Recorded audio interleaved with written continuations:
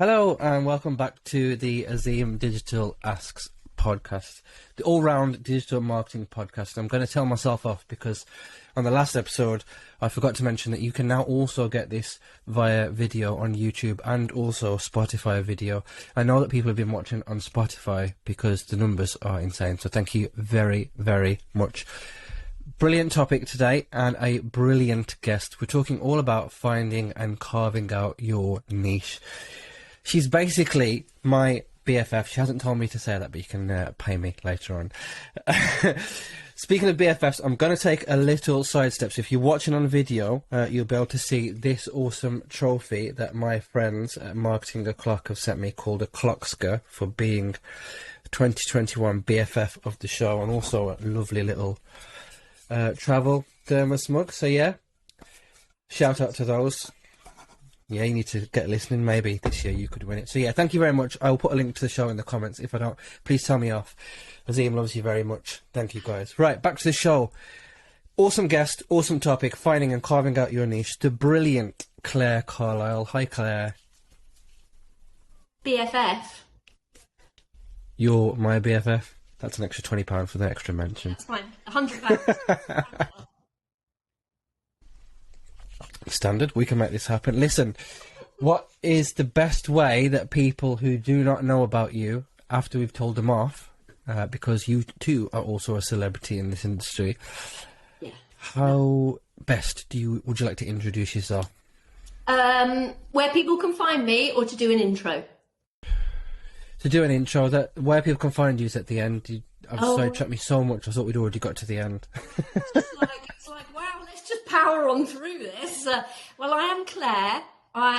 We're BFFs. You should know all this already. So I am a local search expert at BrightLocal, and I am also what do I do? I have a small marketing boutique consultancy - agency called Claire Carlile Marketing, and I like local SEO. Never knew that. Awesome. Did you not? Right. Did you No. I honestly got a feeling this could probably be one of the most humorous episodes. Oh no, you've I'm going to try not oversold to it laugh. now. You've oversold it already. Right, we're talking about finding and carving out your niche. So I think the best place to start really is to define that. So what does that actually mean to you? What does finding and carving out your niche mean to you? Well, it's funny you should say that. I actually just wrote down the actual definition of a niche for our American listeners.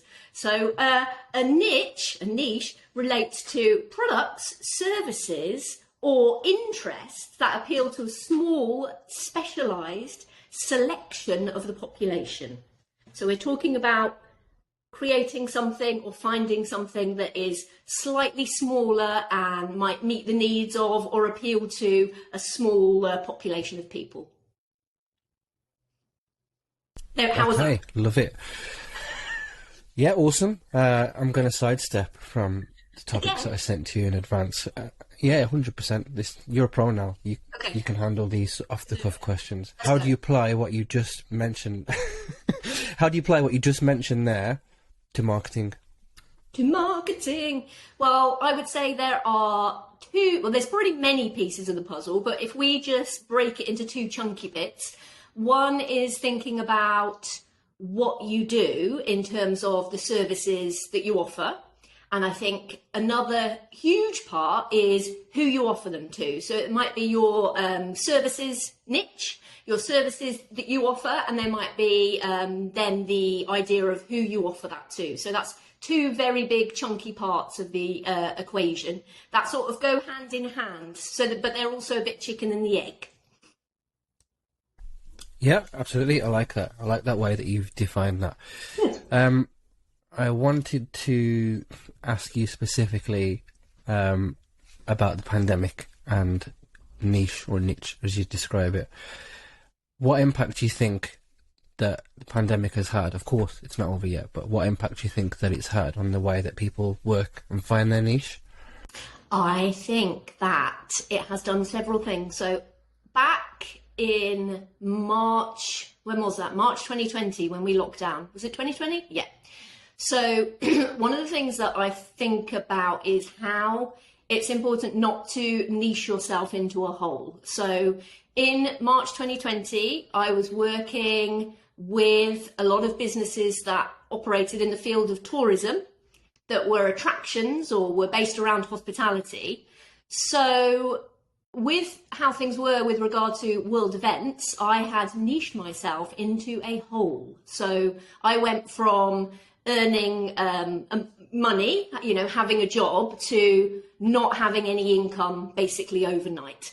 So that was an example of how the pandemic massively impacted so many people in terms of where they were, services they were offering to people. On the positive side, I think that working remotely through the pandemic has altered the opportunities that we have in working in the niches that we might like to. So that things have changed with regard to how we do develop ourselves and our skills, and how we can do that much more remotely now. And also with regard to who we work with, people working internationally with people that they never expected to. So we have a lot more flexibility based around our ideas of how we're expected to work, and hopefully that will continue, because it helps us make the best match in terms of finding the clients that we want to work with, and also for them to then work with various consultants all over the world. Yeah, brilliant answer. I wanted to go back to just something that you said there. You said the pandemic has altered the way that people do this. Altered good or altered bad? So I'm speaking from personal experience, and also speaking from Twitter experience, which is probably where I live most of my life, really, is positive, I think, in a lot of cases, in that just opening up opportunities for remote work that were not a possibility before. It was like one day in the office, or at least, people expected you to go into the office or a place of work. I've always worked self-employed and remote, but it's opened up that possibility for so many more people. That's my experience. What do you think? Positive, negative? I love this, turning the question back on the host. Yeah, I think very much positively. Like you said, there are way more opportunities from people now, from literally, like me and you doing this remotely. You can access the whole world. You don't need to be in a physical building that could be up to an hour away to perform your job. Yeah, so all that driving. that's my 2 pence. That's my 2 pence. But this is your episode, so I'm gonna be quiet and let the listeners hear more about you and your expertise.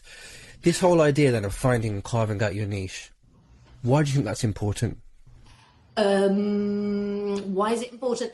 It allows us to not have to spread ourselves so thinly. There's lots of different elements to it, I think, because there's an argument for niching and there's an argument against niching.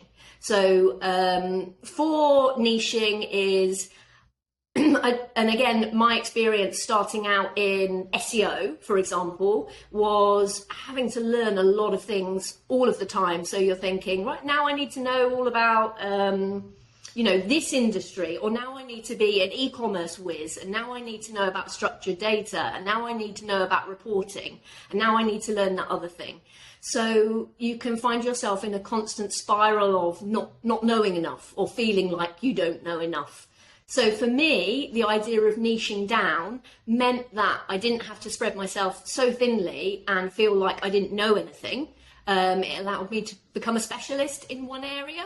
So I think that is one of the arguments for niching down. But there are lots of arguments for niching down in terms of growing your revenue. It could be based around the types of clients that you want to work with, or the geographic area you want to live in.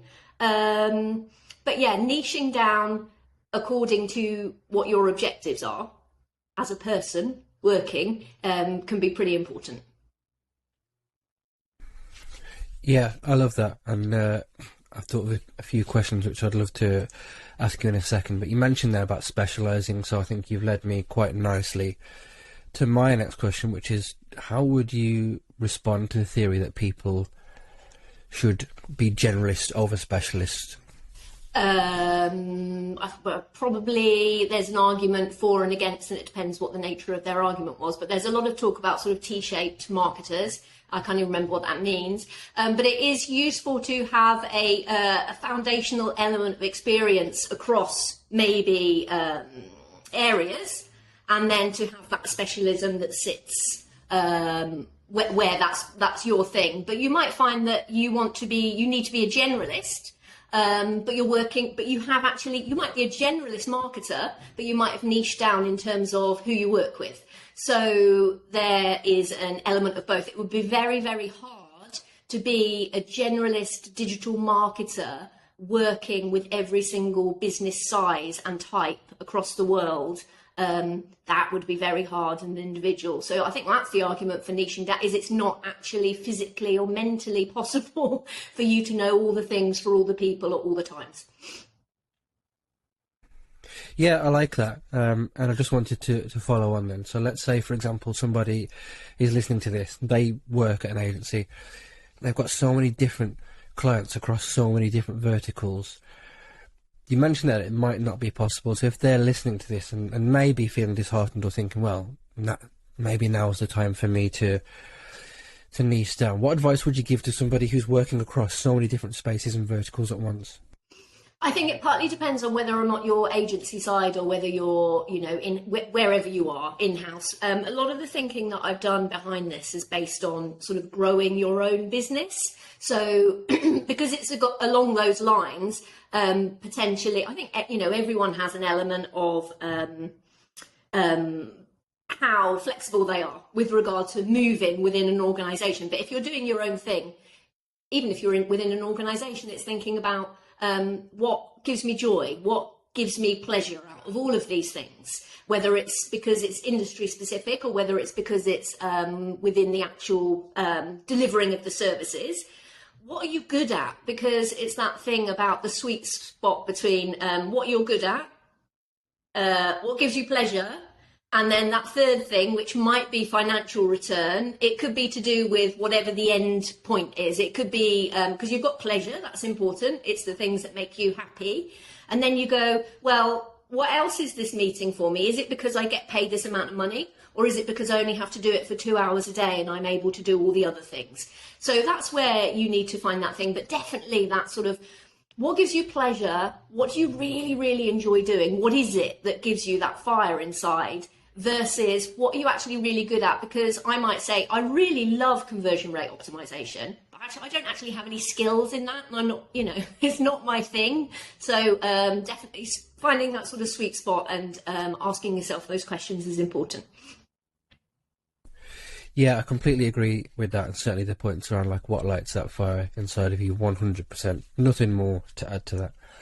Let's talk about when somebody should start considering niching down. Is there a specific point in somebody's career, like after year X, they should start niching down? Or what advice would you give to somebody who's considering it? Like when's that sweet spot?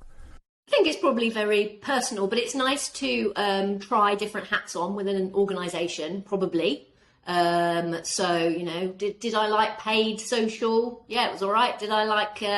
PPC, not much, because it's not as great as local SEO, for example. And then I think I found my niche in terms of, I want to know about local SEO and I want to offer local SEO stuff. And I found a niche within that as well, but that was about, 10, 15 years after running my own business, but it might be a lot faster depending on where you're sat, really. But it is a good idea to try. I would recommend trying some different hats on first to see what you like and get some experience across the board. Perfect. This is solid gold advice, and if you're listening to this episode,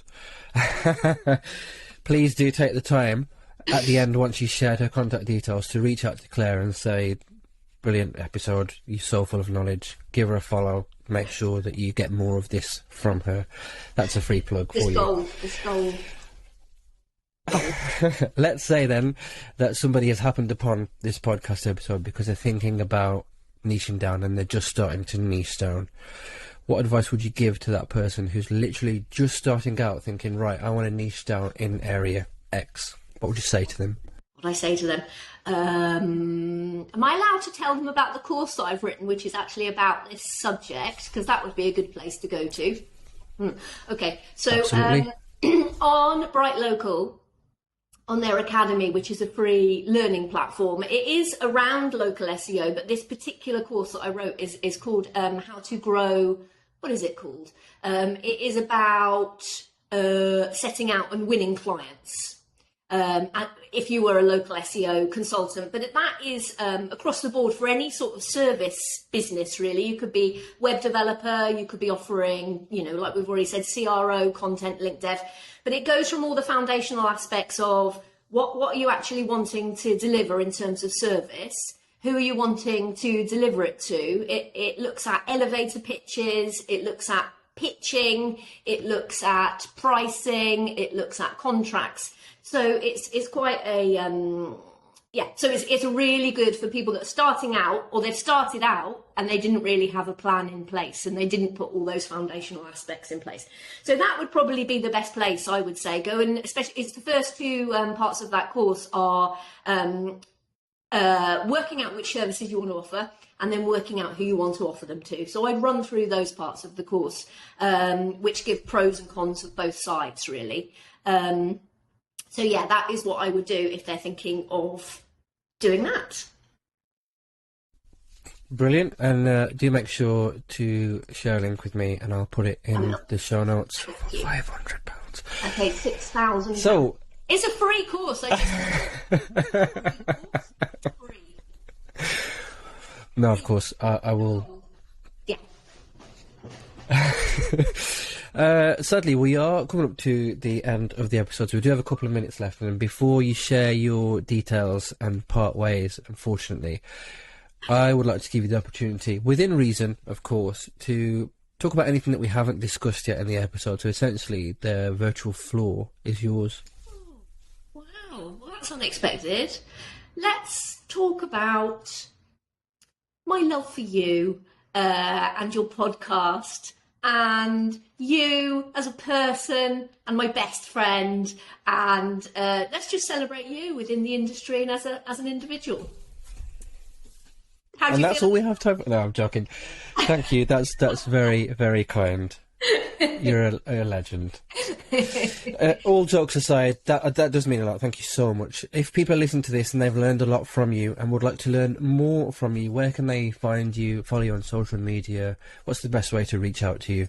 Twitter, probably. So at Claire Carlile on Twitter. And I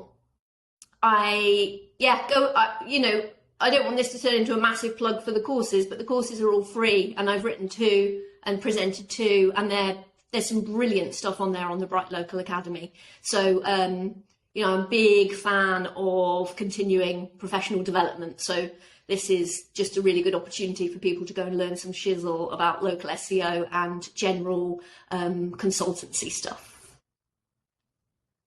Love that. Perfect way to end the episode. And of course, feel free to plug your courses, because you've worked hard on them and people should rightly take them and learn from you. So, of course, the quality goes without saying. But yeah, sadly, that is the end of our episode. It has been such a pleasure to talk to you, my friend. And depending on when this goes out, I'm either looking forward to seeing you at Brighton SEO. Stay there. I will. Okay. Yay! I've got the same. So for the video, for the non-video watchers, I should say, we have matching posters. But what I'm ashamed to share on the recording is that mine is covering a hole in the wall where I tried to hang a picture. Yeah. So YOLO. On that boring bombshell, before people really check out, thank you very much for listening. I will catch you on the next episode. Please do like, rate, share and subscribe. Tell a friend to tell a friend. And I'll see you on the next episode. Thanks for having me. Bye.